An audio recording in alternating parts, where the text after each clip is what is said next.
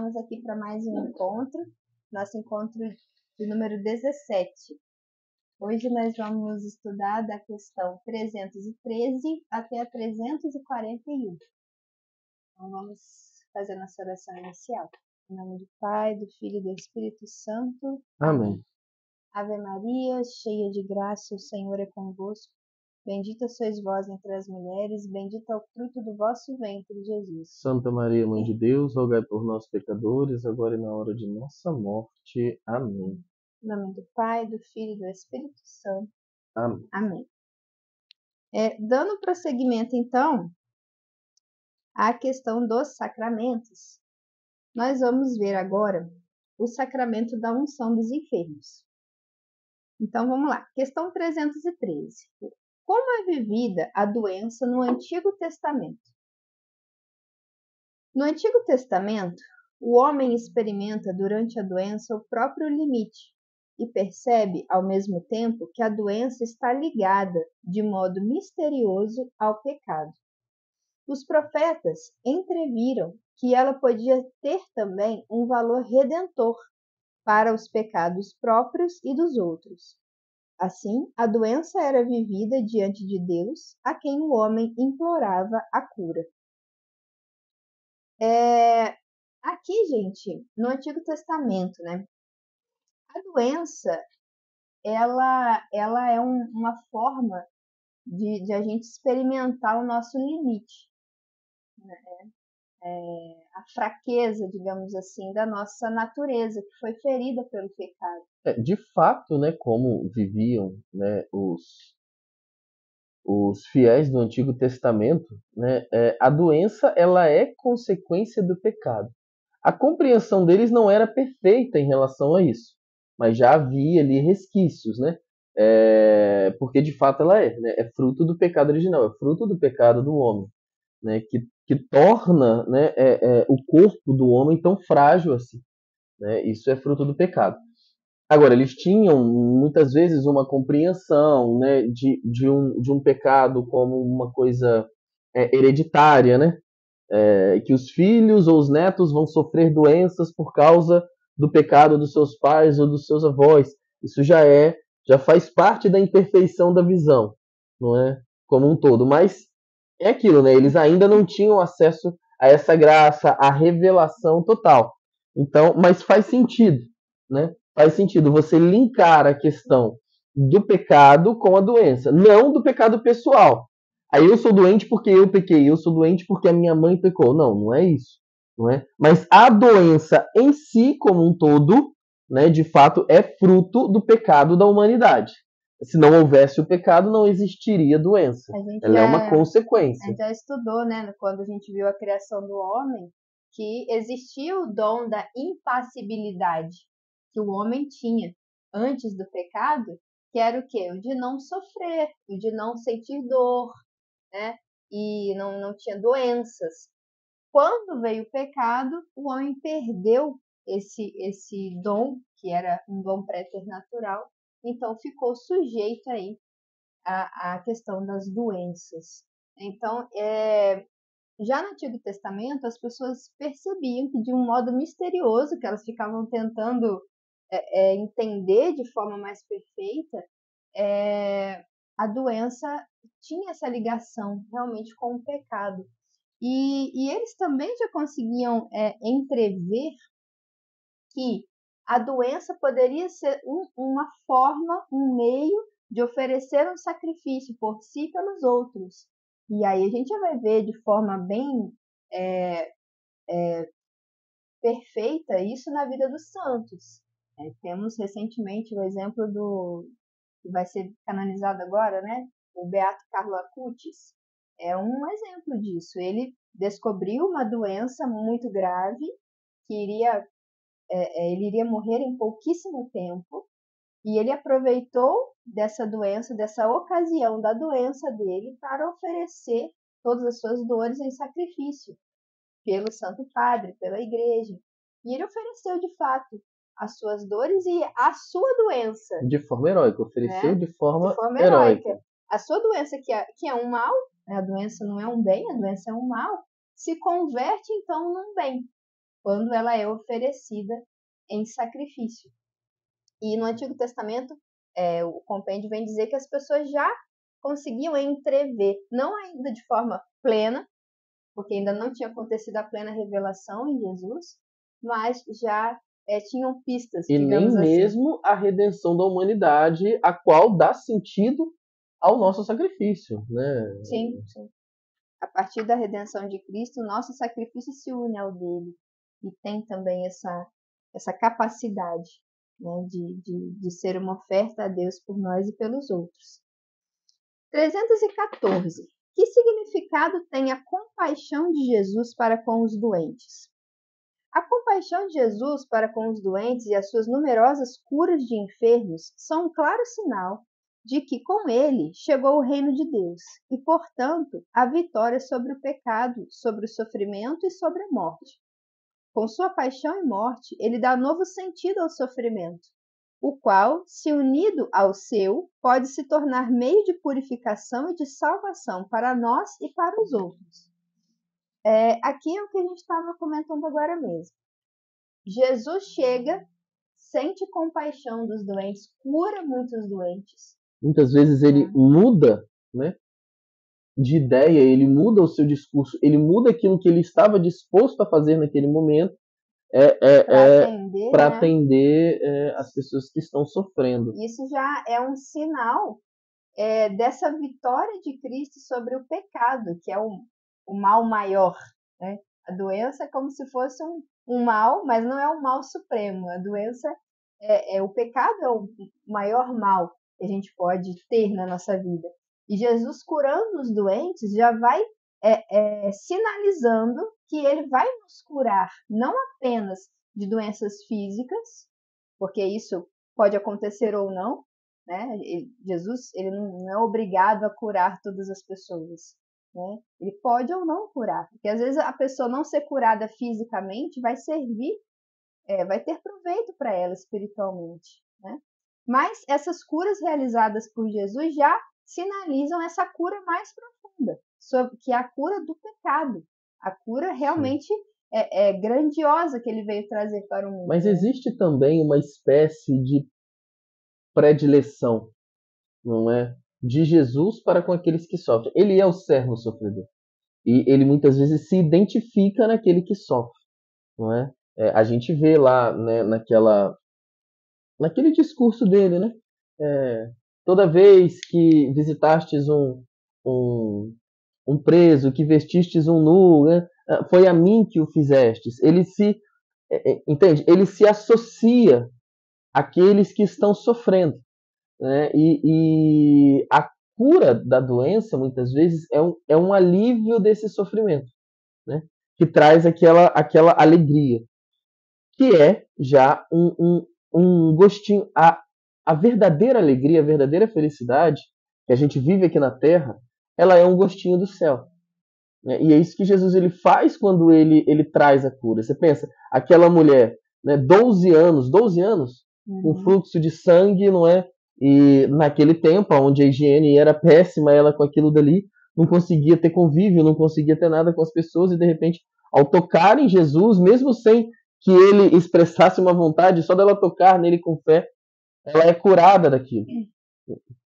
Como a vida daquela mulher não mudou, né? E aí, obviamente, isso vai conduzir a um processo de conversão, a um processo de abertura, a um processo de rompimento com o pecado, a abraçar a vontade de Deus, por causa daquela felicidade que ele experimentou, que não é uma felicidade mundana, passageira, rápida, que te satisfaz só por um momento, mas é uma felicidade que te preenche totalmente, porque ela experimentou ser curada pelo próprio Deus.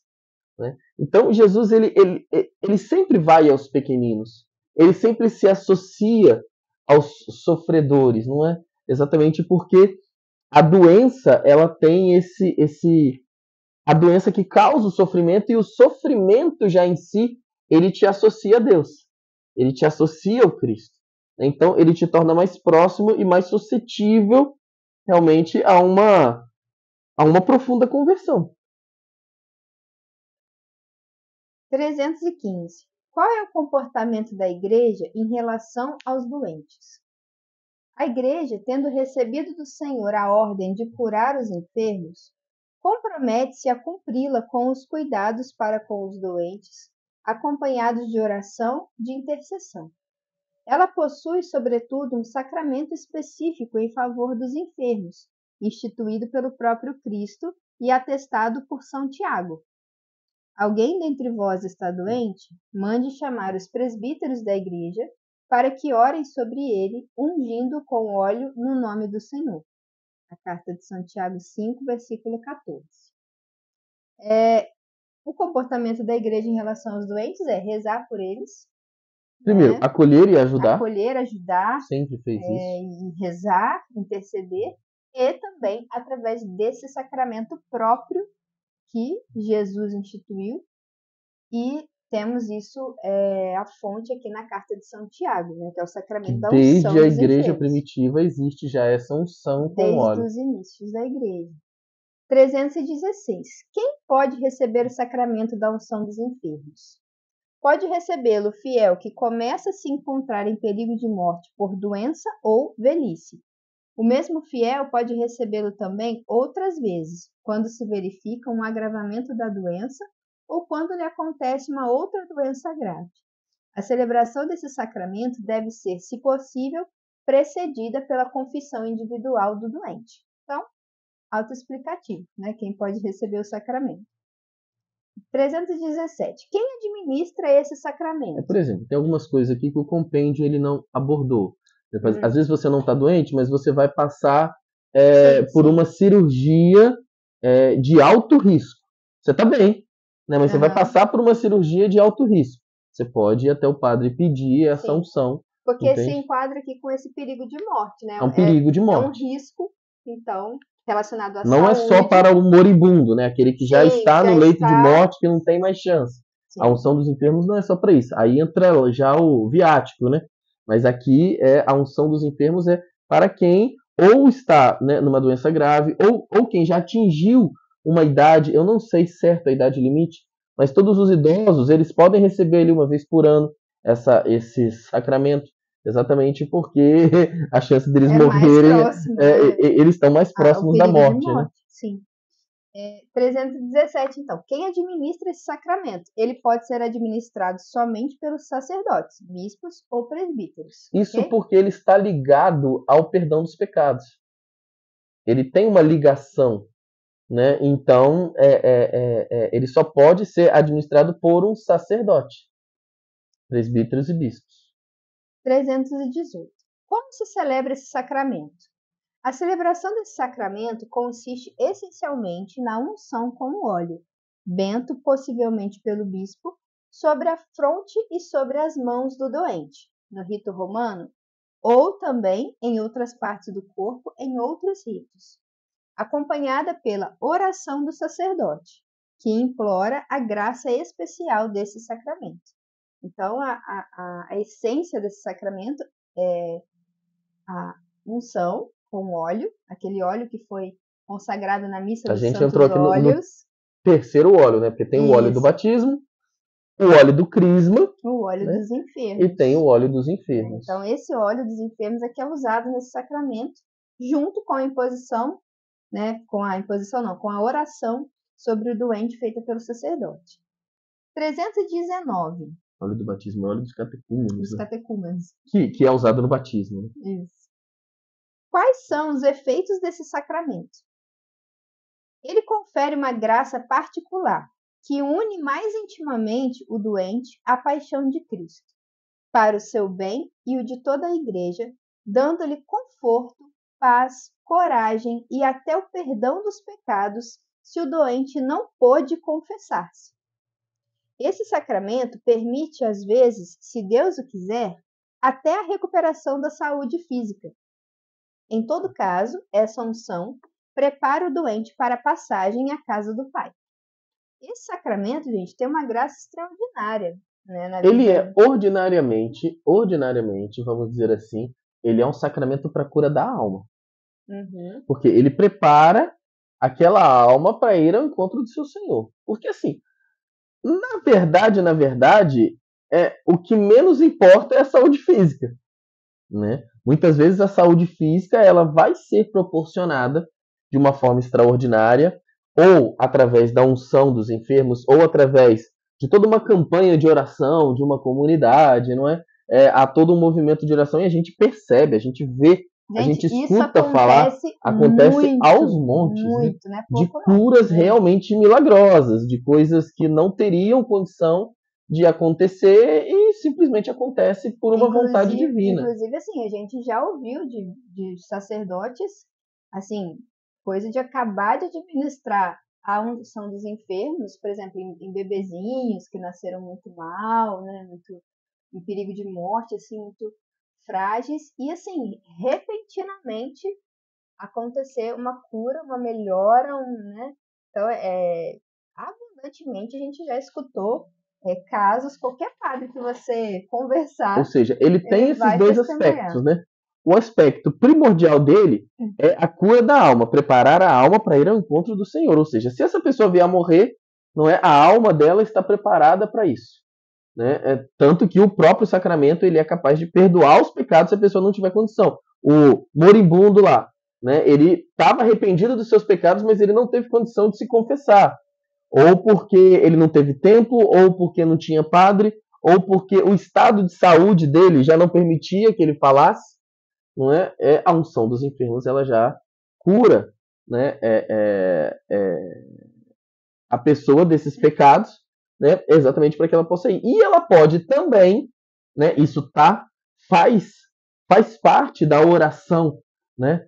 Própria da forma do sacramento, invocar também a saúde do corpo, se assim for da vontade de Deus, né? Se for servir para algum bem, para a salvação da alma daquela pessoa ou de outras pessoas que estão envolvidas com aquilo, Deus pode sim proporcionar a cura parcial ou a cura total, não daquela doença física.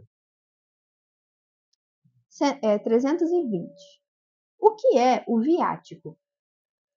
É a Eucaristia recebida por aqueles que estão por deixar esta vida terrena e se preparam para a passagem para a vida eterna.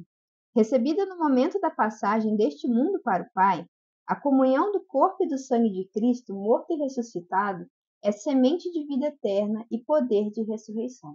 Mudou o assunto, mas nem tanto, né? Porque Tá já não é o falando sacramento. tá falando de... O viático não tem nada a ver com o sacramento da unção dos enfermos. Ele é a Eucaristia, a Sim, comunhão. Né? Pode ser administrado junto? Pode. O padre vai lá, ele administra a unção e depois ele dá o viático, Eucaristia. Mas ele pode ser levado também só o viático. Até um ministro extraordinário pode dar o viático, que seria essa última comunhão, né, daquele moribundo, que ele vai lá e ele vai comungar exatamente como uma plena preparação para a morte. é uma forma a forma mais agraciada de se morrer, né? É você receber Na paz.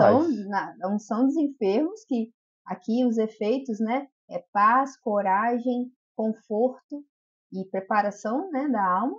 E depois, ainda se possível, o viático, que é a última comunhão, que já é como um passaporte viático por causa disso, né? Porque é como se fosse assim, um acompanhante de viagem que vai, Jesus mesmo que vai te conduzir até o céu, até a salvação. Isso é uma forma uma graça muito grande, quem recebe, né?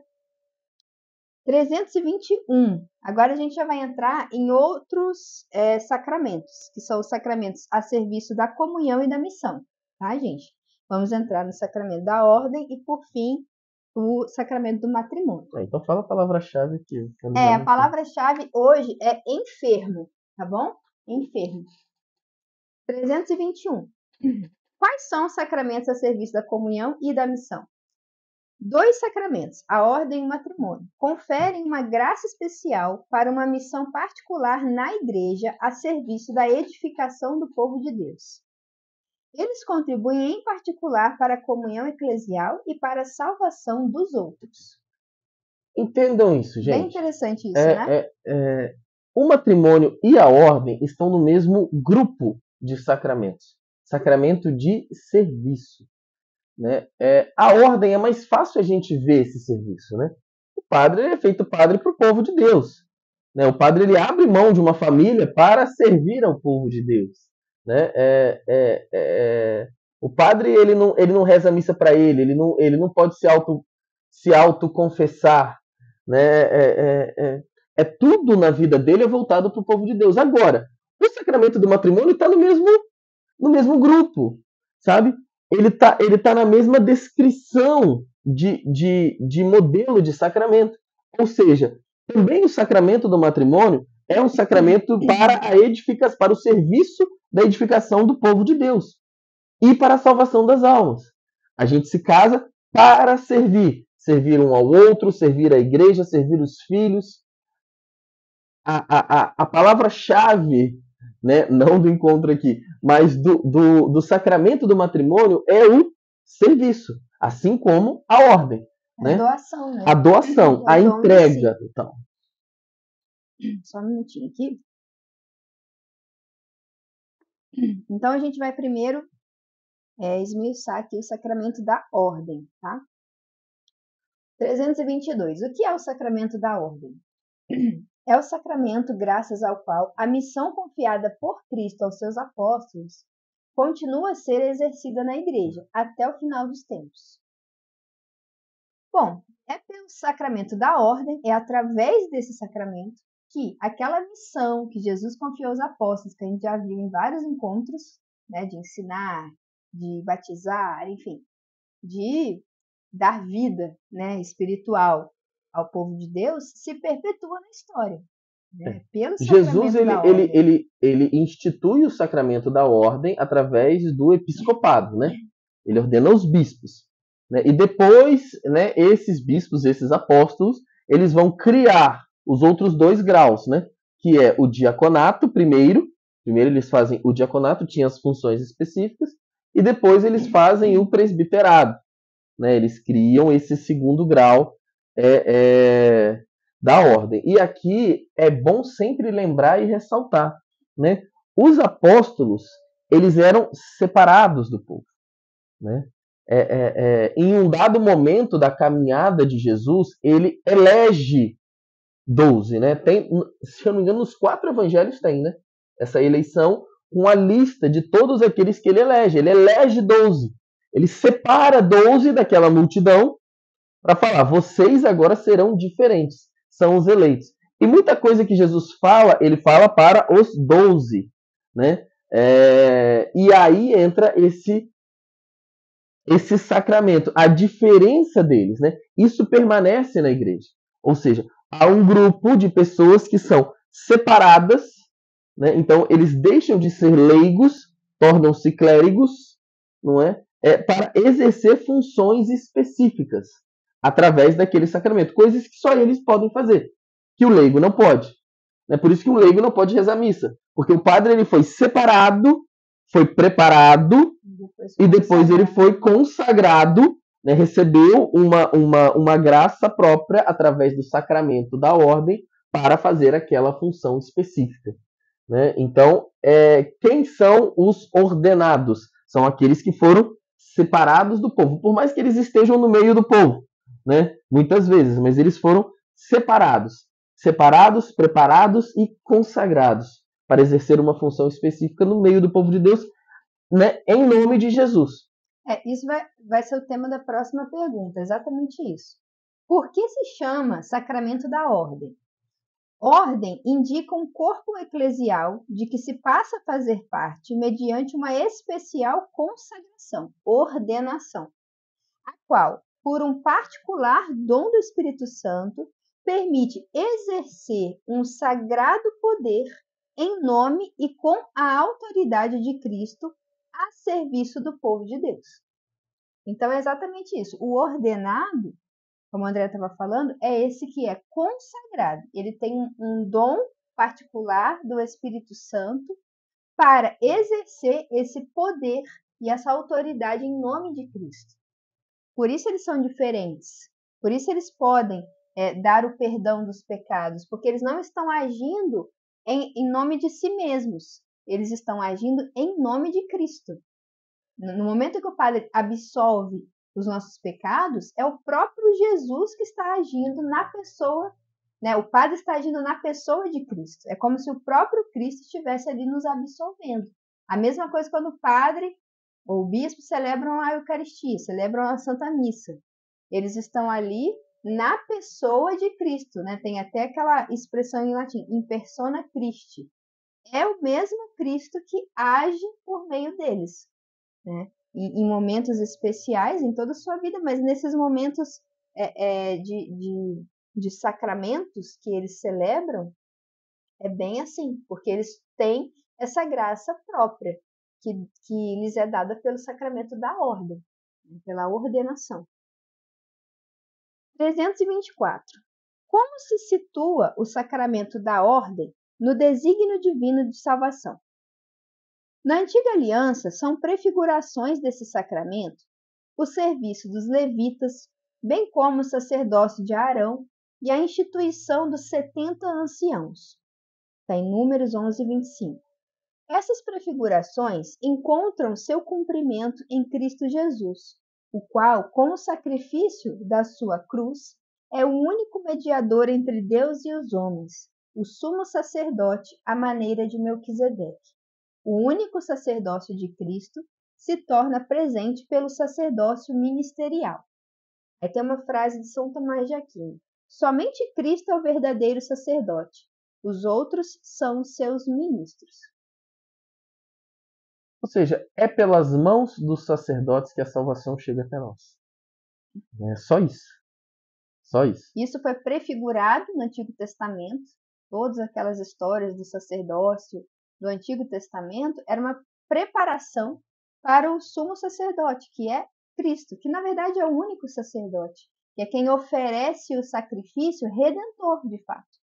O sacrifício capaz de nos dar a salvação.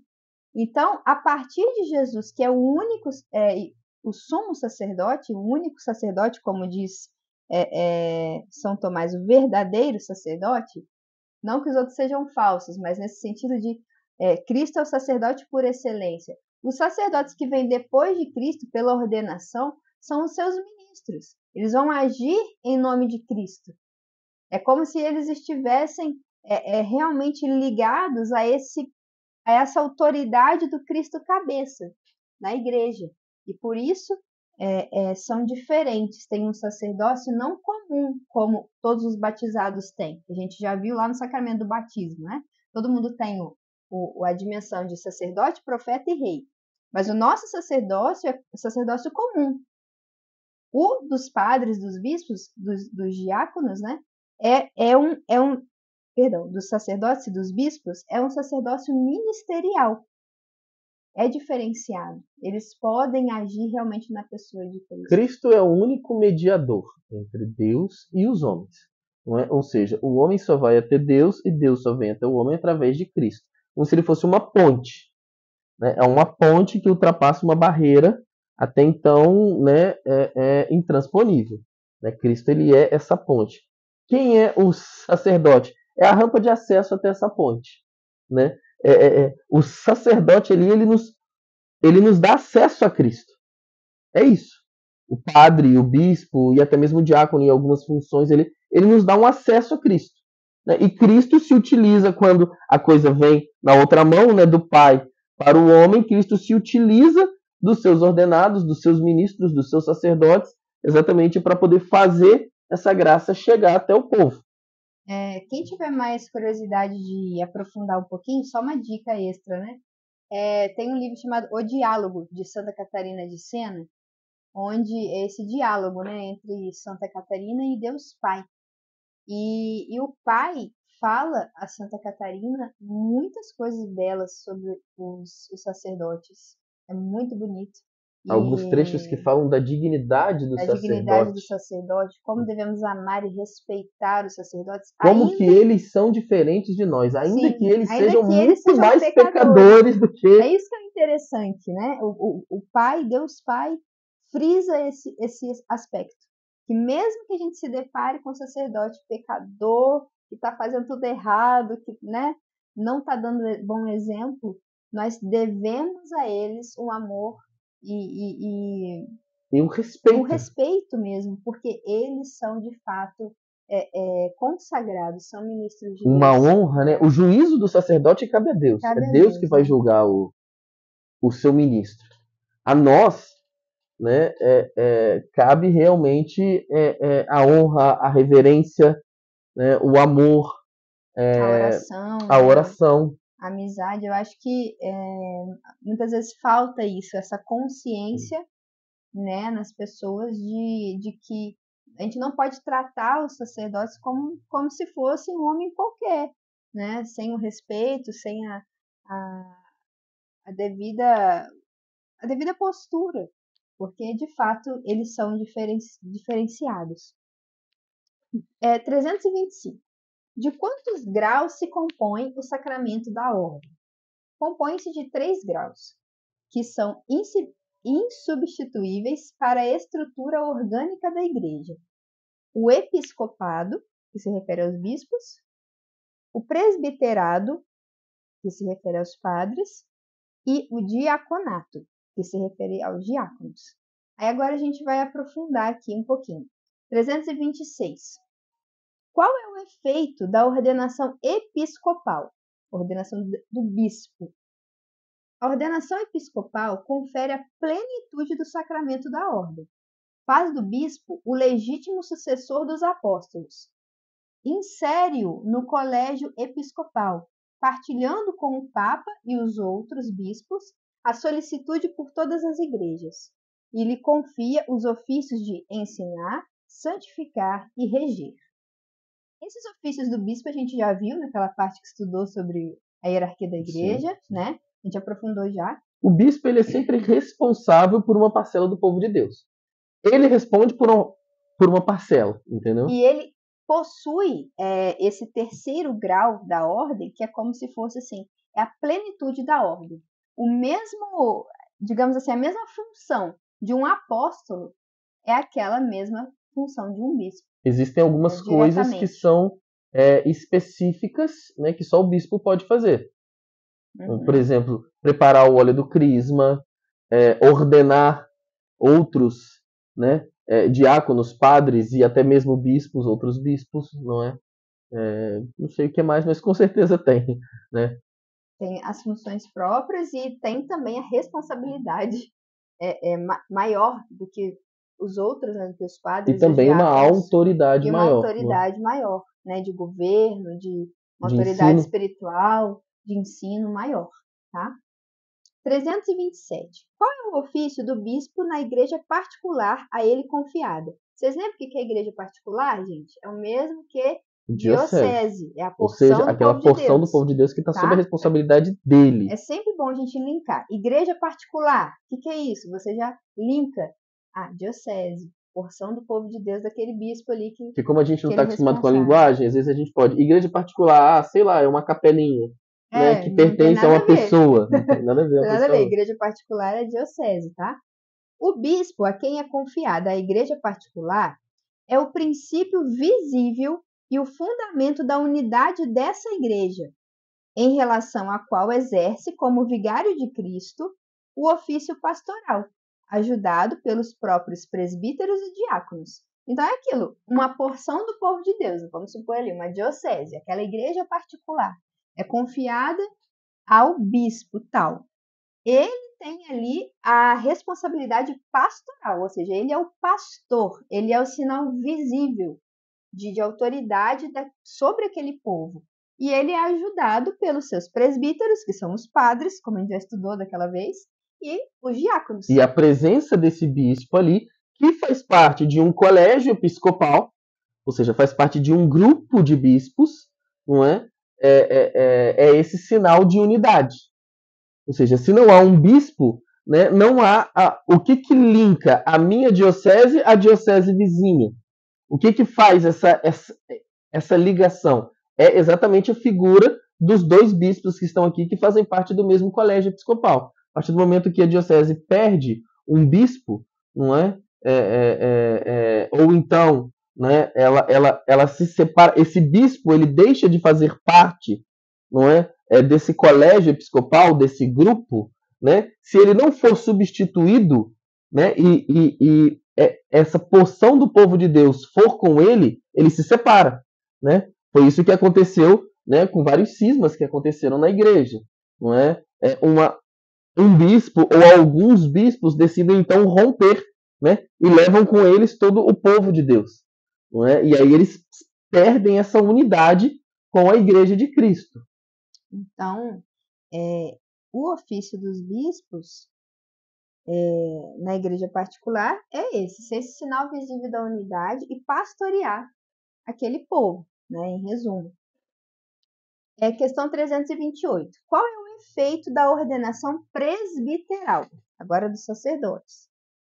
A unção do Espírito marca o presbítero comum com um caráter espiritual indelével. Vocês lembram quando a gente estudou dos sacramentos que imprimem caráter. Configura-o a Cristo, sacerdote, e o torna capaz de agir no nome de Cristo cabeça. Sendo cooperador da ordem episcopal, ele é consagrado para pregar o evangelho, para celebrar o culto divino, sobretudo a Eucaristia, de que tira força o seu ministério, e para ser o pastor dos fiéis. Entende? A criação do presbiterado ele vem exatamente por essa necessidade de atender o povo de Deus com coisas que só o bispo podia fazer. Só o bispo, porque quando foi criado o presbiterado já existiam os diáconos que tinham as suas funções específicas, mas eles não podiam rezar missa, não podiam atender confissão, não podiam fazer nada. Isso ainda ficava por conta só dos bispos, ou seja, só dos apóstolos. Não é? Então, porém, o povo de Deus vai crescendo, vai crescendo, vai crescendo a ponto de, né, um apóstolo não dá conta daquela multidão que precisava se confessar, que precisava participar da Eucaristia, que precisava escutar a pregação da palavra de Deus. Né? Então Precisava ser pastoreado, né? Escolhido dentre o povo, não é, alguns outros que são separados, preparados e consagrados para exercer essas funções que são, na verdade, funções do bispo. Mas eles exercem essa função em nome do bispo. E o bispo como colaboradores do bispo. Enquanto o bispo, né, nesse caso, vai se dedicar também a isso, mas aí ele tem tempo suficiente para se dedicar àquelas outras funções que são próprias dele, né? De ordenar, de ensinar, de pastorear de fato. 329. Como o presbítero exerce o próprio ministério? Mesmo sendo ordenado para uma missão universal, ele a exerce numa igreja particular, em fraternidade sacramental com os outros presbíteros que formam o presbitério, e que, em comunhão com o bispo e em dependência dele, tem a responsabilidade da igreja particular. É o que acontece na Missa dos Santos Óleos, na Quinta-feira Santa. O bispo reúne, que é a missa que é celebrada no dia, geralmente na manhã, em que Jesus institui o sacerdócio na última ceia, na Quinta-feira Santa. Então, o bispo se reúne com o seu presbitério. O que é isso?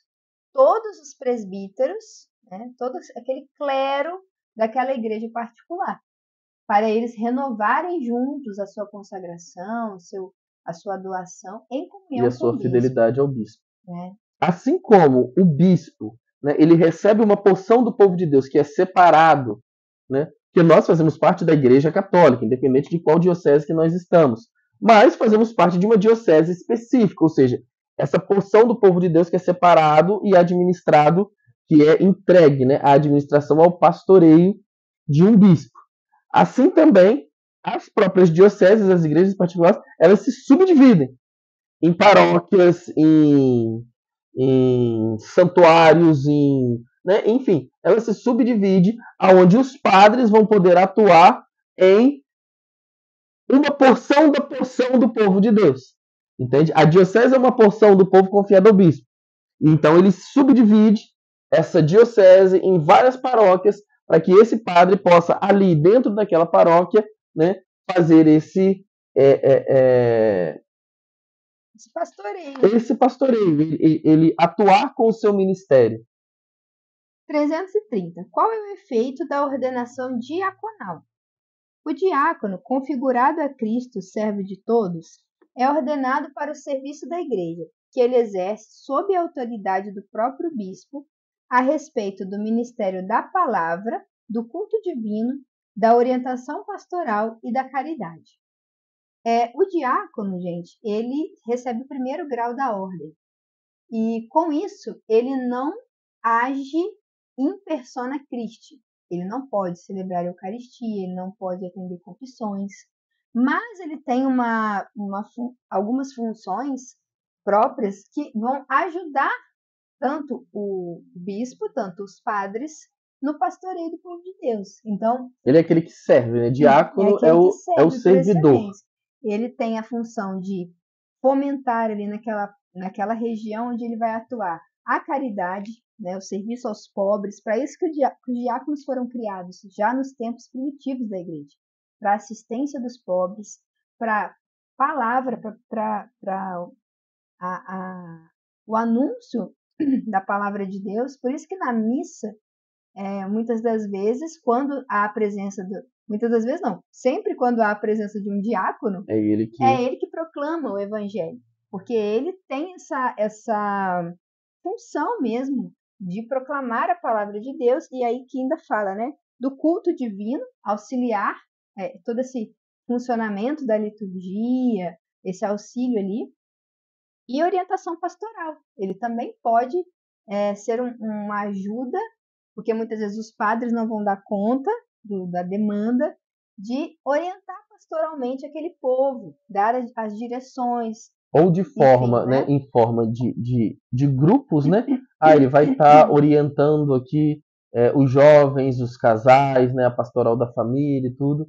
Ou então de forma individual mesmo, dando também, direção fazendo uma direção espiritual. espiritual. Então, são funções que, digamos assim, são menores do que as dos padres e dos bispos, é num grau menor, mas que auxiliam, que colaboram nesse funcionamento da igreja, que hoje Hoje, também tem muita demanda, na né? igreja latina, hoje, na igreja latina, os padres e os bispos devem ser celibatários. Tá? E os diáconos, eles podem ser celibatários como podem ser casados. Uhum. Tá? Mas sempre que alguém vai se tornar diácono, ele já é casado. Né? Ele nunca, assim, é diácono e depois se casa. Não. Não pode. Ele tá? é ordenado num estado, né? Ele é celibatário, ele vai ser ordenado diácono e ali ele vai permanecer celibatário. permanecer celibatário. Agora, há a possibilidade na Igreja Latina de homens já casados, e aí tem todo um processo, né, que acontece, se tornarem diáconos, tá? Que são os diáconos permanentes. 331. Como se celebra o sacramento da ordem? Para cada um dos 3 graus, o sacramento da ordem é conferido mediante a imposição das mãos sobre a cabeça do ordenando, por parte do bispo, que pronuncia a solene oração consagradora. Com ela, o bispo invoca de Deus para o ordenando a especial efusão do Espírito Santo e dos seus dons em vista do ministério. Sempre assim, nos 3 graus. É sempre o bispo que vai diante do ordenando, que está de joelhos, impor as mãos e fazer a oração. O diácono para o padre e para o bispo. O rito é diferente, mas esse ato é sempre igual, né? De um bispo que impõe a mão e faz a oração, e aquele é o momento, né, da ordenação. Onde acontece de Depois fato tem a consagração, a unção, tem tudo isso, né? Com o padre é de um jeito, com o bispo é de outro, né? Tem os símbolos que eles recebem, tem a ladainha, a não hora é? que se A hora que vestem, né? veste, enfim, Mas essas coisas vão mudar. são momentos adicionais, digamos assim, da celebração. O sacramento mesmo acontece no momento da imposição de mãos. O bispo faz sobre a cabeça da pessoa que vai ser ordenada. 332. Quem pode conferir esse sacramento? Cabe aos bispos validamente ordenados, como sucessores dos apóstolos, conferir os 3 graus do sacramento da ordem. Então, gente, ordenação, esse sacramento só pode ser celebrado por bispos. Validamente ordenado. 333. Quem pode receber esse sacramento? Pode recebê-lo validamente apenas o batizado do sexo masculino. A igreja se reconhece ligada a essa escolha feita pelo próprio Senhor. Ninguém pode exigir receber o sacramento da ordem, mas deve ser considerado apto ao ministério pela autoridade da igreja. Então tem 2 pontos aí, né? Primeiro, só varão, só homem. Só Não é? homens, e isso Já até não vai se mudar. levantou a possibilidade da questão das diaconias. Sempre que se fala de ordenar mulher sacerdotisa, a igreja já corta na raiz. Não existe, impossível, nunca haverá na igreja católica sacerdotisas, mulheres ordenadas sacerdotes. Nunca haverá. De vez em quando se levanta a possibilidade de diaconisa, já que elas não são sacerdotes, não persona Christi, porque tem todo um estudo que diz que já existiu e tal, só que pelo andar da carruagem também não vai rolar, não, tá? Por quê? Essas diaconisas, elas não eram ordenadas, ao que tudo indica lá no princípio da igreja. Ou seja, eram mulheres que ajudavam, né, na questão dos batizados, de tudo isso, né, da caridade com as viúvas, da visita nas casas. Ou seja, é aquilo que as mulheres já fazem na igreja hoje. Né? As mulheres já celebram a palavra, já são ministras do batismo, já são testemunhas qualificadas de matrimônio, já distribuem a Eucaristia, né? Mas o que? As mulheres já são catequistas, a maioria das catequistas são mulheres, já participam ativamente da liturgia, celebrando. Então, assim, não tem porquê. Muito possivelmente. Talvez o que mude é que eles criem esse cargo, né, essa função mais específica, né? Mas acho muito difícil isso passar pelo sacramento da ordem. Não passaria pelo sacramento. Não vai. Mas poderia ser chamado de diaconisa ou mudar que uma mulher receberia vários ministérios de uma vez só, né, através disso. Mas acho difícil. Também acho muito difícil, tá? Mas agora sim, só para esclarecer, quando a igreja fala que quem pode receber o sacramento da ordem hoje são homens, somente homens, seja diácono, seja padre, seja bispo. Porque Jesus escolheu. É porque Jesus escolheu. Gente... Ele tinha liberdade de escolher Maria Madalena como apóstola, mas ele não o fez. E assim, é muito bonito, se vocês quiserem pegar depois, na internet tem de graça o trechinho. São João Paulo II, ele escreveu uma carta. Não sei se é carta, se é documento de exortação. Ele fez algum documento. Mas procurem. Chama Mulieris Dignitatem. É a dignidade da mulher. Procura esse documento. Lá tem uma parte nesse documento que ele explica de forma muito fácil de se entender essa questão de por que a doutrina da igreja não permite a ordenação de mulheres. É simples, é porque Jesus quis ordenar apóstolos apenas homens. Por quê? Porque Jesus era machista? Porque Jesus menosprezava as mulheres do seu tempo, igual os homens do seu tempo faziam? Porque realmente existia, né, uma questão histórica que as mulheres eram deixadas de lado, um machismo e tal. Ok, mas Jesus não. Jesus não era sujeito a essas coisas. Ele acolhia as mulheres como nenhum outro fez no seu tempo, enfim. Ele dava toda a dignidade, as mulheres andavam com Jesus e o acompanhavam e o seguiam, então ele tinha toda a plena liberdade, se ele quisesse, de chamar as mulheres para serem apóstolas, para ordená-las, digamos assim.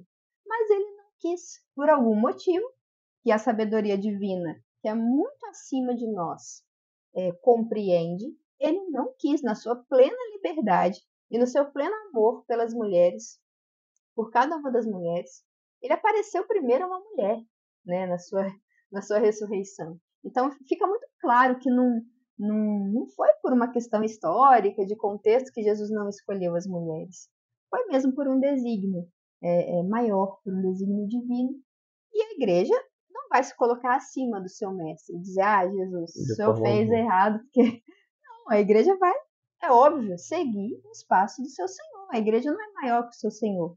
Então, se Jesus assim escolheu, a igreja continua esse mesmo caminho e vai continuar até o final. E o segundo ponto aqui, que fala que ninguém tem o direito de exigir ser ordenado. Entende? Eu vou ser um padre, então eu exijo que a igreja me ordene. Não. Você sentiu esse chamado, sentiu essa vocação, você tem liberdade para isso, você se apresenta à igreja como um candidato. E a igreja é que vai discernir se de fato ela vai dar esse sacramento ou não. A gente conhece, né, seminaristas Conheço vários. Que estudaram aí, ficaram 10 anos se preparando para o sacerdócio, chegou lá no final, a igreja falou, não, eu vi que de fato você não tem vocação. Você passou esse tempo todo e você não conseguiu se preparar, então isso é um sinal. E acabou. Acabou, não tem o que falar. A igreja disse não. O máximo que ele pode fazer é procurar um outro bispo, uma outra diocese, uma outra congregação, tentar ali conversar, né, explicar que foi coisa humana e tudo, mas ele nunca tem o direito de exigir ser ordenado. Porque é um Entende? dom, né? Ele se apresenta como candidato e a igreja vai é um dom que discernindo, passa preparando. pela autoridade da igreja. Né? A igreja ali daquela diocese, daquele instituto que ele se propôs, é que tem autoridade para admitir ou não. Assim como nenhum padre pode exigir ser bispo. Sim. Morreu o bispo. Não, eu sou o padre mais antigo aqui, então tem que me ordenar bispo para eu poder administrar isso aqui. Isso não existe. Não existe. Isso não existe. 334. Exige-se o celibato de quem recebe o sacramento da ordem? Para o episcopado é sempre exigido o celibato.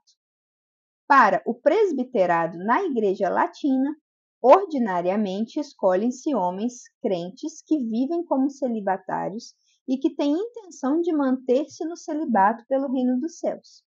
Nas igrejas orientais, não é permitido casar-se depois de ter recebido a ordenação.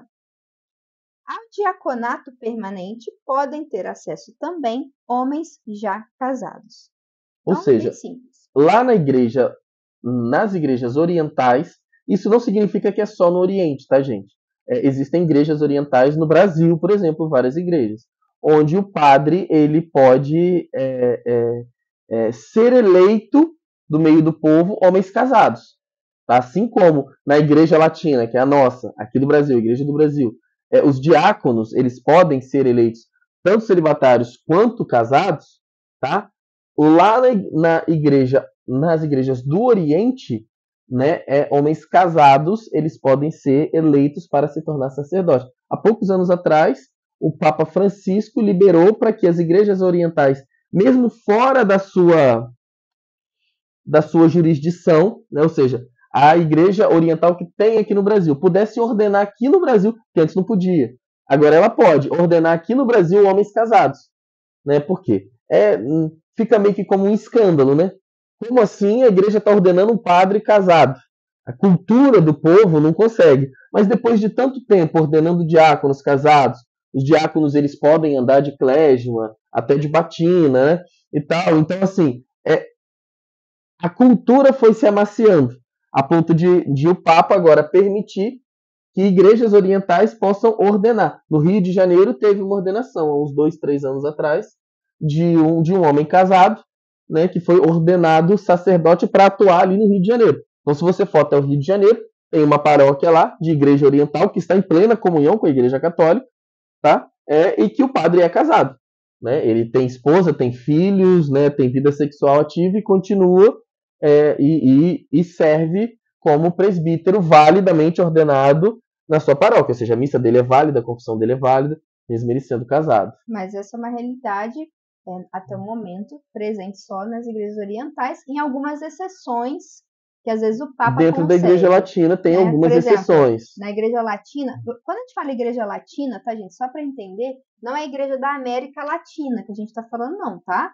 Igreja Latina é a igreja aqui do Ocidente, vamos ilustrar dessa maneira. Então, praticamente toda a Europa, como se fosse, assim, 90%. As Américas, as 3 Américas, entendeu? Fazem parte dessa igreja latina. É como se fosse assim, mais de 90% da igreja católica é igreja latina, tá, gente? Então, assim, igreja latina é praticamente todo mundo, digamos assim. É a igreja que está diretamente ligada a Roma. Exato. As igrejas orientais têm os seus próprios patriarcas e elas estão em comunhão com Roma. Nós estamos ligados diretamente. Direto. Então, assim, na igreja latina, ou seja, né, praticamente a igreja católica, da maioria, existem exceções. Por exemplo, o Papa Bento, se eu não me engano, numa época que aconteceu recentemente, que alguns pastores anglicanos, né, protestantes... Foi quando a igreja anglicana começou a ordenar mulher. Houve uma crise houve muito uma grande crise dentro dos e os anglicanos. anglicanos, que são protestantes, eles várias igrejas inteiras começaram a voltar para a Igreja Católica, né, a se converter e entrar na Igreja Católica. E o Papa Bento, na época, E eles permitiu. tinham muitos padres, sacerdotes, ministros deles, que eram casados.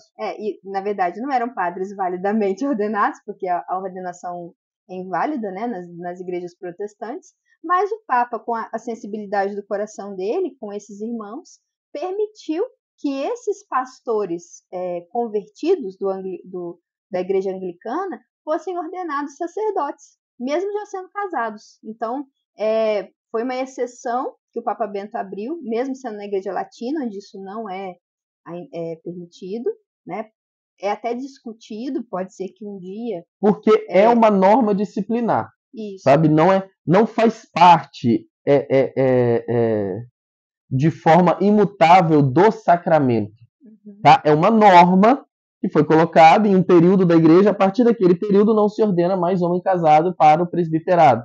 Tá? A partir daquele momento. Então, assim, pode ser que, sei lá, daqui a tantos X anos, a igreja latina possa vir ordinariamente a ordenar homens casados para serem padres. Mas hoje em dia não. Se então foi uma discute exceção. muito sobre isso, mas né? Foi uma exceção. A coisa não avança Agora, nesse ponto, o não. episcopado, como diz aqui, não. Tanto na igreja oriental como na igreja latina, ou seja, todo mundo, né?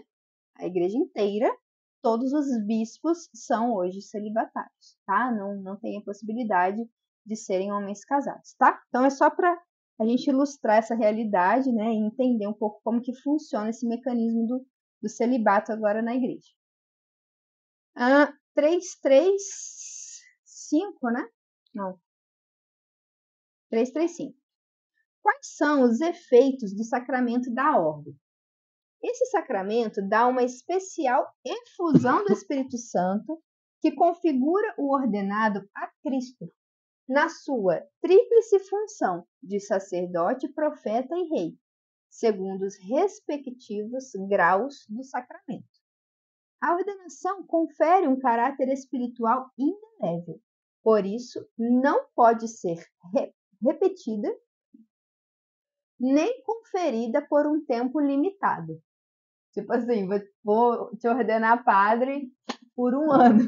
Depois você desvira o padre. Não. Ele pode ser demitido de ordem por causa de algum processo, não sei o que, ou seja, ele está canonicamente impedido de exercer aquilo, mas ele não função. Deixa porque de ser. É um selo indelével, ou seja, é igual batismo, é igual crisma, né? Nunca mais a pessoa que recebe esse sacramento da ordem deixa de ser, porque isso marcou a sua alma, né, com um caráter indelével. É inapagável, digamos assim. Ou seja, assim. um padre que recebeu a ordenação diaconal, ele nunca vai deixar de ser diácono, por mais que ele tenha recebido um outro grau, né, e agora seja padre, ou seja, ele é diácono e é padre, assim como o bispo. Se ele recebeu, né, a ordenação diaconal, a presbiteral e depois a episcopal, que houve um tempo na igreja, por exemplo, em que não era assim, no começo. Né? Jesus ele não ordenou os apóstolos diácono para depois presbítero, e os apóstolos também não faziam assim. Né? Os presbíteros que eles ordenaram era direto presbíteros. Os outros apóstolos que eles ordenaram, né, como São Paulo apóstolo, por exemplo, não passou pelo diaconato para ir para o presbiterado, eles eram aquilo dali. Ou seja, São Paulo nunca foi diácono. Agora, um bispo que foi ordenado diácono sempre vai ser diácono, porque ele não deixa de ser. Então, é um caráter indelével. A ordenação não pode se repetir, assim como o batismo e o crisma, e nem pode ser por um tempo limitado, porque é para sempre. Né? Tem até aquela máxima, né, bíblica: tu és sacerdote eternamente. Por mais que ele seja demitido, por mais que ele seja excomungado. Se, né, pelas vias canônicas isso for retirado dele, ou seja, revertido, ele não precisa ser ordenado novamente. Né? Ele já é padre. É só ele voltar a exercer, né, o seu ministério. 336. Com que autoridade é exercido o sacerdócio ministerial? Os sacerdotes ordenados no exercício do ministério sagrado falam e agem não por autoridade própria, nem por mandato ou por delegação da comunidade, mas na pessoa de Cristo cabeça e em nome da igreja. Portanto, o sacerdócio ministerial se diferencia essencialmente, e não apenas por grau do sacerdócio comum dos fiéis, a serviço do qual Cristo o instituiu. Gente, isso aqui é muito sério, né? O sacerdote ministerial, ou seja, os padres e bispos, né? Eles estão, digamos assim, numa categoria, né, essencialmente diferenciada dos leigos. Porque muitas vezes tem esse problema, né, de que se vê o sacerdote como uma pessoa qualquer, como um líder, como se fosse apenas aquele que comanda ali um grupo de pessoas, mas na verdade, né, é a comunidade que tem ali a palavra final. Não é bem assim. Ele tem a autoridade, ele tem essa responsabilidade do pastoreio e ele é, de fato, consagrado por uma graça especial para isso. Então, de fato, ele tem autoridade, não para ser servido ou para oprimir os outros, para ser autoritário, não, mas autoridade para o pastoreio. Então, nós temos que ter essa visão desse respeito, dessa obediência aos padres e dessa comunhão que temos que ter com eles. Pouco, né, de São João Batista e Jesus, né? São João Batista, por maior que ele fosse, por mais multidões que ele conseguisse juntar, por mais que ele tivesse uma autoridade espiritual muito grande sobre o povo de Deus, por ser um profeta, não é? Ele falava: eu vos batizo com água, mas virá aquele que vos batizará com fogo, e eu não sou digno nem de desamarrar as sandálias dos seus pés. Essa é a relação do leigo com o padre. Por mais que o leigo ele pregue muito bem, por mais que ele consiga encher uma igreja para rezar um terço, e a missa do padre vai 10 pessoas, por mais que ele seja aquele ungido, né, que ele tenha a unção, a fala, tudo. Se uma pessoa está em pecado, o máximo que ele pode fazer é orar para que Deus toque no coração daquela pessoa e ela se arrependa. Um padre ele já pode falar: eu te absolvo dos teus pecados em nome do Pai, do Filho e do Espírito Santo. Olha a diferença que existe aqui. É absurda. É absurda, entendeu? Então não interessa, né? Se o padre prega muito bem, se ele canta, né? Se ele é bonito, se ele é feio, se ele consegue encher uma igreja ou se a igreja está vazia. Se ele é um padre, não é? Ele está num outro nível de qualquer leigo. O leigo pode botar 200 mil pessoas para rezar um terço no rincão da vida. Mas aquele padre que celebra a missa com 10 pessoas lá, entende? A dignidade dele está muito mais elevada simplesmente pelo que ele é. Sim.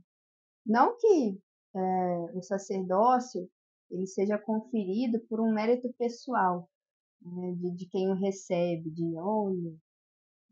mas é uma graça, é um dom que esses homens recebem, um dom imerecido, porque ninguém tem por si mesmo essa dignidade de ser padre, de ser ordenado padre, mas a misericórdia de Deus os elege. O mistério de Deus os elege e os consagra. E a partir dessa consagração, a sua dignidade passa a ser a dignidade do sacerdote. E nós temos que amar os sacerdotes. Nós temos que reconhecer essa dignidade. Eu não sou igual a um sacerdote, né? Por mais que eu ajude na igreja, que eu faça, eu não sou. Ele é o meu pastor, ele é que está diretamente unido a Jesus para pastorear esse povo de Deus. Então a gente tem que rezar por eles, a gente tem que apoiá-los, a gente tem que dar a nossa amizade, o nosso suporte, porque é uma missão muito difícil, é muito exigente e, enfim, né, sermos boas ovelhas aí para os sacerdotes. Agora a gente vai entrar, gente, não vamos conseguir finalizar hoje, porque senão vai ficar muito longo, mas a gente vai já iniciar, introduzir aqui o sacramento do matrimônio, tá? 337. Qual é o desígnio de Deus sobre o homem e sobre a mulher? Deus, que é amor e criou o homem por amor, chamou-o a amar. Criando o homem e a mulher, chamou-os no matrimônio a uma íntima comunhão de vida e de amor entre si. Assim eles não são mais dois, mas uma só carne. Ao abençoá-los, Deus lhes disse: sede fecundos e prolíficos. Gênesis 1, 28. Bom, isso aqui é a base do sacramento do matrimônio. Deus, que é amor, que a gente já viu lá atrás, a Trindade. A comunhão de amor entre as três pessoas divinas. É a essência de Deus. Se não existisse nada, se Deus não tivesse criado nada, o que existiria? A Trindade divina. E o amor entre E elas. o amor. A comunhão das três pessoas divinas. Então, Deus é amor. Foi isso que São João quis dizer. Nessa perspectiva, o sacramento do matrimônio, né, essa união entre homem e mulher, é uma figura desse amor divino. Ou seja, homem e mulher se tornam um, assim como Deus são três pessoas, né? Um só Deus, né? Homem e mulher, eles tornam-se um só, uma só carne, um só coração. E Deus, ao criar, então, homem e mulher, os convida a amar, a ser o reflexo desse amor da Trindade aqui na Terra. Esse é o fundamento do desígnio de Deus sobre o homem e a mulher. 338. E aí é bonito, porque ele cria, né? Não dois iguais, mas dois seres fisicamente, emocionalmente e até espiritualmente diferentes, de forma a se complementar. Complementar, né? A complementariedade. Ou seja, eles são diferentes porque eles são complementares, né? Eles não são iguais e eles não são diferentes porque não se combinam, né? A diferença deles é o que permite que eles se complementem um ao outro, né? Então Deus ele cria isso, não é? É algo particular, né, da criação do homem e da mulher. Os anjos não têm isso. Os anjos não têm sexo. Eles não têm essa capacidade de dois seres que se complementam entrarem numa comunhão tão íntima a ponto de se tornar um. Isso é particular dos homens, né? Do homem e da mulher. Então, isso é criado por Deus para haver essa comunhão, que é figura e sinal da relação divina. 338. Para que fins Deus instituiu o matrimônio? A união matrimonial do homem e da mulher, fundada e estruturada com leis próprias pelo Criador, por sua natureza está ordenada à comunhão e ao bem dos cônjuges e à geração e educação dos filhos.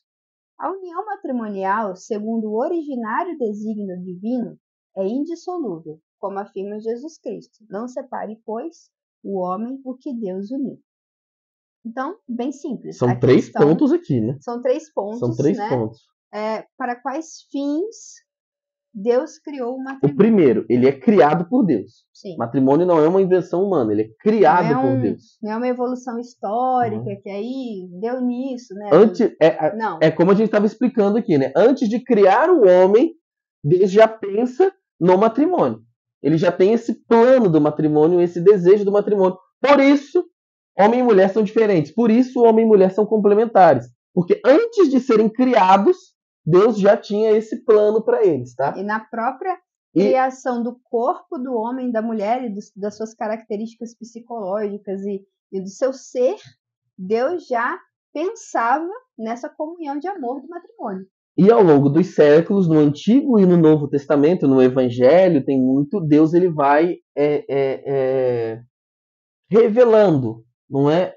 As normas, a forma com que deve se dar esse matrimônio. Né? As leis próprias que devem reger esse sacramento a vida. Já que foi Deus que instituiu o matrimônio, ele que dita as leis do matrimônio. E aí, assim, existem duas finalidades, né? Para que eu me caso? Existem duas finalidades. Primeiro, essa comunhão, né? Esse bem dos cônjuges, essa comunhão, para que eles possam juntos, né, traçar o seu caminho rumo ao céu, ou seja, um é auxílio para o outro, um é sustento para o outro, essa amizade, essa comunhão que há, né, e a geração e educação dos filhos. É uma finalidade, né? Tanto que ela é matéria de nulidade de casamento. Por exemplo, se um casal jovem, saudável, se casa sem a intenção de ter filhos, né? Esse casamento ele pode de fato nunca acontecer se essa intenção tiver no coração dos dois, porque uma das finalidades do matrimônio é a geração da prole e a educação deles. Entende? Então você precisa ter isso consciente quando você vai se casar. Eu estou me casando para me unir a outra pessoa e caminhar junto, e também para gerar e educar filhos. É isso. E aí, aqui ainda comenta que o desígnio original é que o casamento seja indissolúvel. Não separe, pois, o homem, o que Deus uniu. Tá? Isso aí já está expresso no Evangelho, né? De que É uma das normas, né? é uma Das das leis normas, é próprias. uma das leis próprias instituídas por Deus. Um casamento monogâmico. Teve um tempo no povo de Deus em que o casamento não era monogâmico, né? O homem podia ter várias mulheres, mas, né, depois, com o passar do tempo, Deus foi revelando e o povo foi percebendo que não fazia sentido aquilo, e o casamento ele torna-se monogâmico. No tempo de Jesus, o casamento já era monogâmico entre os judeus, né? Hoje quem permanece com isso são os muçulmanos, que pegaram essa realidade, né, Da poligamia, da né? poligamia. 339. De que modo o pecado ameaça o matrimônio? Por causa do primeiro pecado, que provocou também a ruptura da comunhão dada pelo Criador entre o homem e a mulher, a união matrimonial é muitas vezes ameaçada pela discórdia e pela infidelidade. Todavia, Deus, na sua infinita misericórdia, dá ao homem e à mulher a sua graça para realizar a união das suas vidas segundo o originário desígnio divino. Então, Deus cria o homem e a mulher, cria-os para o amor, para essa comunhão. Deus cria o matrimônio lá nas origens, tá? Quando Deus abençoa Adão, abençoa Eva e diz: sede fecundos, ele está ali instituindo de fato o matrimônio. Essa união como sendo abençoada por ele com essa finalidade de união e de procriação. Porém, vem o pecado, né? O pecado, a desobediência a Deus, o querer ser como Deus. Só um parêntese, que é sempre bom quando a gente está falando de matrimônio, a gente esclarecer, o pecado de Adão, a gente já estudou, né, gente? Pelo amor de Deus. O pecado de Adão e Eva não foi se unir sexualmente. Pelo amor de Deus, né? Deus os criou Para isso. Né? Tanto porque que a primeira ordem de Deus é essa. Fecundos. Como que eles iam ser fecundos? Né? Não ia brotar os filhos. Então, a primeira ordem de Deus para o homem é faça sexo. Né? Então, para ver como que essas visões, às vezes mundanas, distorcidas, embaralham a cabeça das pessoas. Elas falam, comer o fruto proibido, eles, né, como se tivesse relação com a vida sexual. E não tem nada a ver. A união sexual de Adão e Eva era plenamente abençoada por Deus e querida por Deus, tá? Só que criada por Deus. Poxa. Mas entrou o pecado, entrou a desordem, entrou a desobediência, que a gente já estudou, né? O pecado original. Quando se teve essa revolta do homem com Deus, do homem e da mulher, ela gerou não só a ruptura do homem para com Deus, essa rebeldia, mas ela gerou uma desordem do homem consigo mesmo, que é aquilo que a gente já estudou também, que são as paixões desordenadas dentro de nós, que nos inclinam ao mal, e gerou também essa desordem, consequentemente, a desordem com o outro. Então, assim que o homem peca, que Adão e Eva pecam, eles já começam a se acusar, eles já começam a ter uma desarmonia.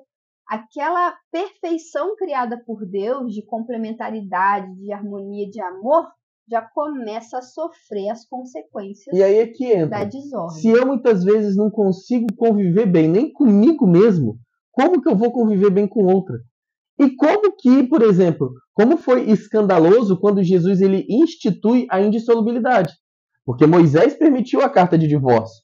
E né, isso estava de bobo. Ah, beleza, monogamia, tranquilo. Mas se me encher a paciência, dou uma carta de divórcio e caso com outra. Jesus ele vai instituir a indissolubilidade, ou seja, não. Né? Aquele que se separa de uma mulher e se casa com outra comete adultério contra a primeira. Por quê? Aquela primeira que você se uniu é que de fato é a tua esposa. E para o resto da vida. Até que a morte os separe. Só Né? Para os judeus, eles falam: então é melhor não se quem casar. pode viver isso? Se é assim, é melhor não se casar. Porque como é que eu vou poder assumir que eu vou viver ao lado de uma mulher pro resto da vida? E aí Sei lá, que louca que ela vai ser, que ela vai E virar. aí é que entra a segunda parte dessa resposta do compêndio, que é Deus, na sua infinita misericórdia, o que acontece? Qual é a resposta de Jesus quando os judeus questionam isso aí? Falam, tá melhor nos casar, isso aí é impossível. E aí Jesus fala o quê? Para o homem, isso pode ser impossível, mas para Deus todas as coisas são possíveis. Por quê? Esse desígnio original de comunhão de amor, de harmonia, de doação, de sacrifício um pelo outro, enfim, toda essa beleza do matrimônio, depois da vinda de Cristo, Deus derrama sobre nós uma graça especial. Teve um upgrade. Né? Teve um plus. Que Jesus institui, ele eleva o matrimônio que foi criado por Deus. É uma realidade natural. Né? É natural, Deus criou ali o matrimônio, já existia essa criação, mas Jesus eleva esse matrimônio criado por Deus à dignidade de sacramento. E o que é um sacramento? É um sinal da graça. É um sinal visível de uma graça invisível. Uma presença de uma forma específica. Então, Jesus, ele derrama sobre as pessoas que contraem santamente o matrimônio, a partir da sua vinda, uma graça especial para que elas sejam capazes, pela graça de Deus, não por elas, mas para que elas sejam capazes de viver o desígnio inicial de Deus. Ou seja, aquela plena comunhão. Então, realmente, se a gente olhar para as nossas capacidades, para as nossas misérias, a gente fala, nossa, é impossível você guardar fidelidade, você ser fiel, você amar, se sacrificar, você se comprometer. Agora, com a graça de Deus, as coisas mudam de figura. E a gente começa a ver que essa graça, quando os esposos se abrem e permitem que essa graça atue nas suas vidas, ela é fecunda, ela se manifesta de muitas formas. Vocês veem, por exemplo, eu acho que o exemplo mais ilustrativo para nós, a vida de São Luís e Santa Zélia, que é um casal que foi canonizado, né? A data da sua festa é a data que foi o seu casamento, dia 12 de julho. E olha só, o que um casal plenamente aberto à graça de Deus através do matrimônio é capaz de gerar. Né? Da sua união, eles tiveram 9 filhos, 4 morreram e 5 meninas sobreviveram. Dessas 5 meninas, todas foram muito santas, dentre elas Santa Teresinha do Menino Jesus. Uma das maiores santas de todos os tempos. E já tem irmã dela em processo, né? Tem irmã, que é filha deles, né? Também em processo já. E eles mesmos canonizados, porque viveram o sacramento do matrimônio de uma forma plena, de uma forma completamente aberta a essa graça. Então, frutifica. A graça opera, a graça atua de uma forma que transborda. Né? Essa deve ser a meta de todo casal católico que se casa. Nós, por causa do pecado original, somos muito fracos, somos muito egoístas, somos muito melindrosos, a gente é mesquinho, tudo isso, sabe? Só que através dos sacramentos, né? E aí cada sacramento agindo ali, né, no seu modo específico, na sua parte específica da nossa vida, vai nos auxiliar a romper com isso, né? A a superar essa limitação. O sacramento ele vem isso. Esse auxílio da graça ele vem para isso, né? Então às vezes eu sou muito mesquinho e muito egoísta. Então eu sou muito fechado. A gente se casou, mas eu quero muito ter uma vida boa. Eu quero ter uma vida de muito prazer. Eu quero viajar muito. Eu quero poder mostrar para as pessoas, né? Que eu tenho isso, que eu tenho aquilo, que eu tenho. E aí eu me deparo, por exemplo, com uma obrigação de ter filhos. E isso pode me.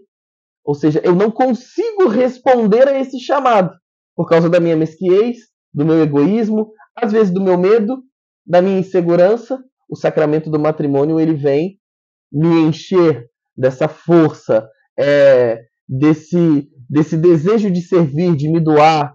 Né? Ele vem suprir essa carência que eu tenho de querer o tempo todo ter prazer, de querer ter coisas muito luxuosas, de querer conhecer, de querer ostentar. Ele vem e supre tudo isso e me permite, então, me abrir a vida, acolher os filhos, entende?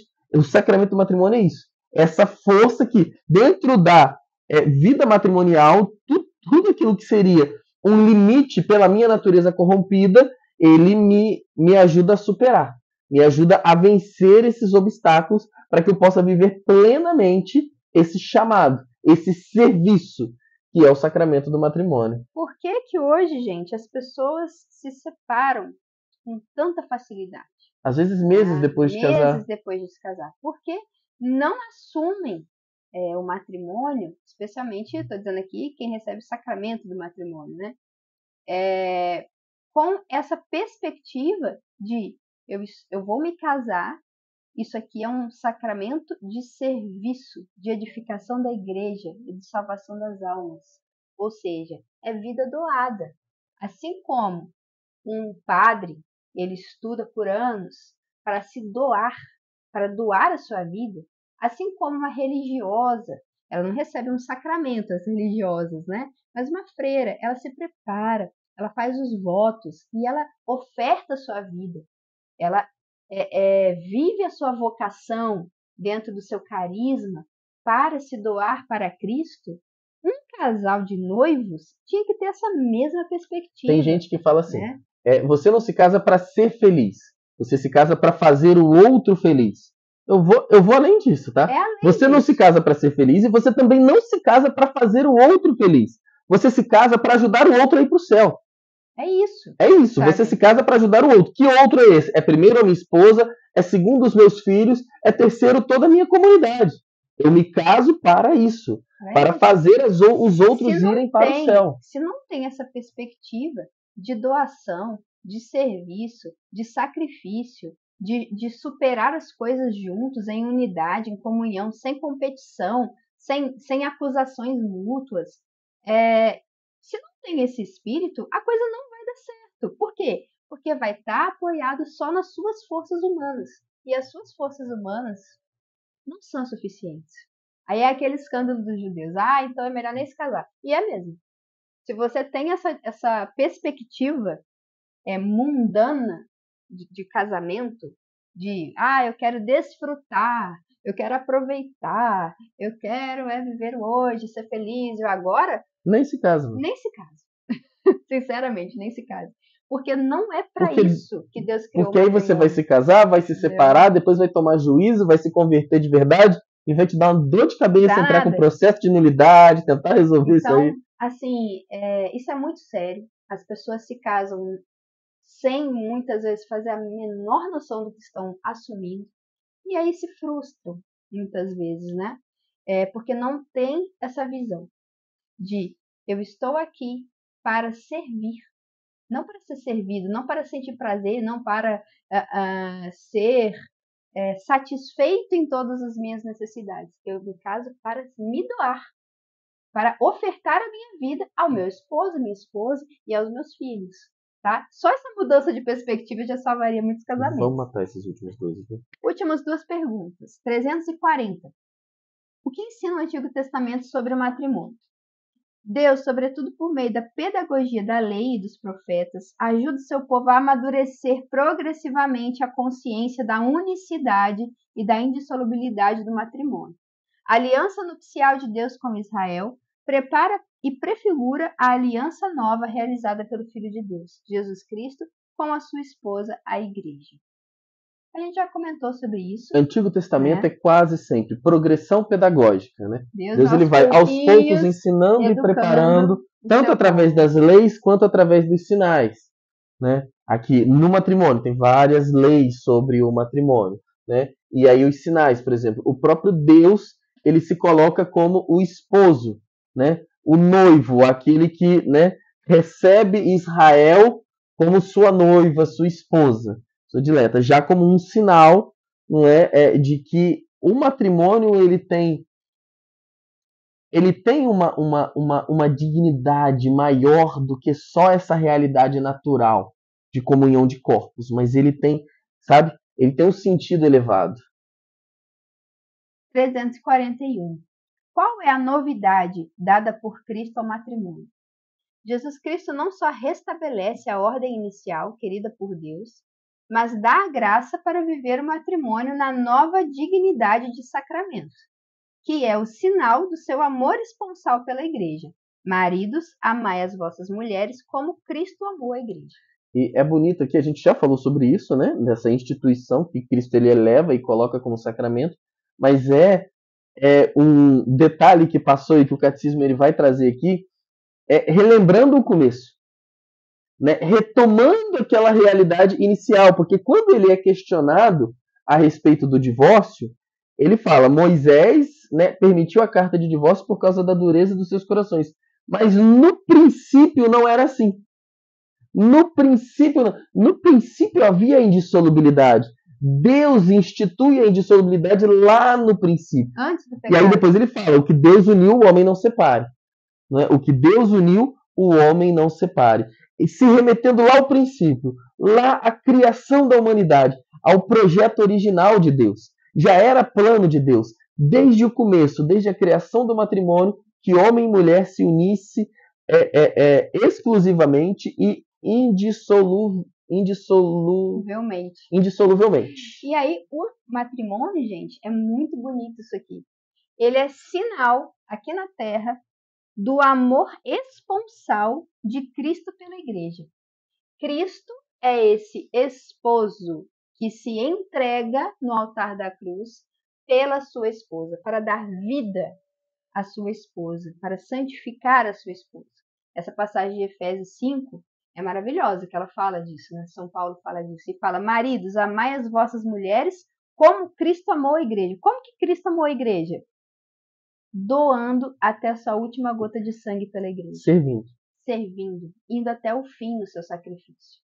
Assim é o modelo que os homens devem amar as suas esposas, né? Que os casais devem se doar. Então, o matrimônio aqui, quando bem vivido, ele é sinal desse amor esponsal do Cristo pela sua igreja, que vai ter a sua consumação no fim dos tempos, né?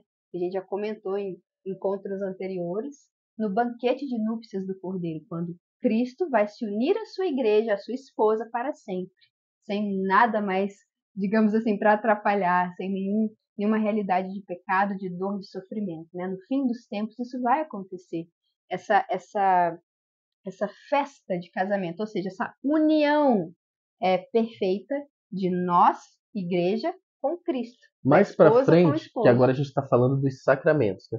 Quando for mais para frente, que começar a falar dos 10 mandamentos, a gente vai entrar ali na parte do não pecar contra a castidade, a gente vai poder explorar um pouco mais toda a questão da relação conjugal mesmo, do ato conjugal, né? Disso tudo, aonde, né, tem também uma profundidade espiritual muito grande, né? Que às vezes a gente não vê, ou por uma questão cultural, né? Ou mesmo por uma limitação, né? De que a gente ainda não bebeu dessas fontes, né? Mas há uma profundidade espiritual que está totalmente ligado, né? Com a união, com o sacramento do matrimônio, né? Com essa união espiritual que há, sacramental, tá ali, né, nesse ato conjugal. A gente vai ter oportunidade de explorar um pouquinho mais. Então, gente, por hoje a gente encerra o encontro e no encontro que vem a gente retoma começar o sacramento do matrimônio. Finaliza e já os passa para próximos- a próxima parte, que eu acho próxima que é os parte. 10 mandamentos, né? Eu acho que já vai entrar. Já vai entrar nos E aí a 10 gente mandamentos, que é a já terceira inicia. parte do compêndio. Tá bom, gente? Vamos rezar então uma Ave Maria pedindo a Nossa Senhora, né, pelos sacerdotes, pelos enfermos que a gente falou hoje e também por todos os que se preparam para o matrimônio, que são já casados também. Ave Maria, cheia de graça, o Senhor é convosco. Bendita sois vós entre as mulheres, e bendito é o fruto do vosso ventre, Jesus. Santa Maria, Mãe de Deus, rogai por nós, pecadores, agora e na hora de nossa morte. Amém. Amém. Em nome do Pai, do Filho e do Espírito Santo. Amém. Até a próxima, gente. Um abraço.